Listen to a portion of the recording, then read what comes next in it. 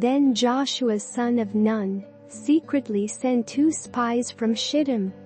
"Go, look over the land," he said, "especially Jericho."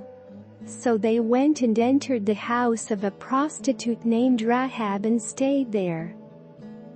The king of Jericho was told, "Look, some of the Israelites have come here tonight to spy out the land." So the king of Jericho sent this message to Rahab: "Bring out the men who came to you and entered your house, because they have come to spy out the whole land." But the woman had taken the 2 men and hidden them.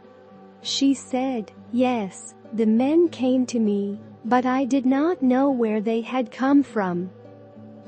At dusk, when it was time to close the city gate, they left.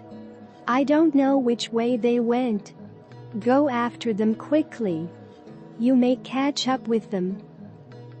But she had taken them up to the roof and hidden them under the stalks of flax she had laid out on the roof. So the men set out in pursuit of the spies on the road that leads to the fords of the Jordan, and as soon as the pursuers had gone out, the gate was shut. Before the spies lay down for the night, she went up on the roof and said to them, "I know that the Lord has given you this land, and that a great fear of you has fallen on us, so that all who live in this country are melting in fear because of you. We have heard how the Lord dried up the water of the Red Sea.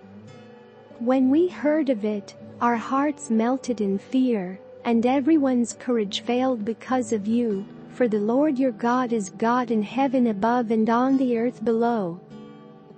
Now then, please swear to me by the Lord that you will show kindness to my family, because I have shown kindness to you.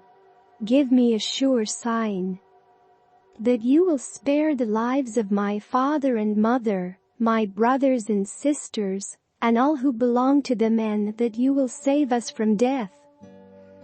"Our lives for your lives," the men assured her.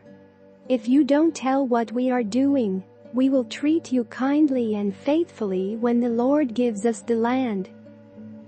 So she let them down by a rope through the window, for the house she lived in was part of the city wall. She said to them, "Go to the hills so the pursuers will not find you. Hide yourselves there 3 days until they return, and then go on your way."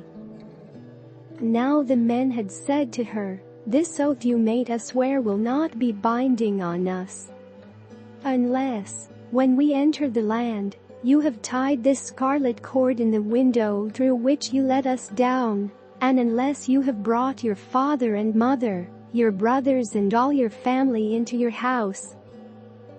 If any of them go outside your house into the street, their blood will be on their own heads. We will not be responsible.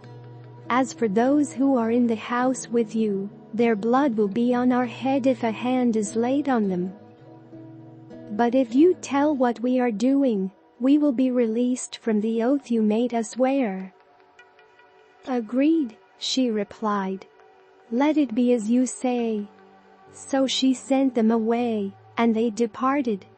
And she tied the scarlet cord in the window.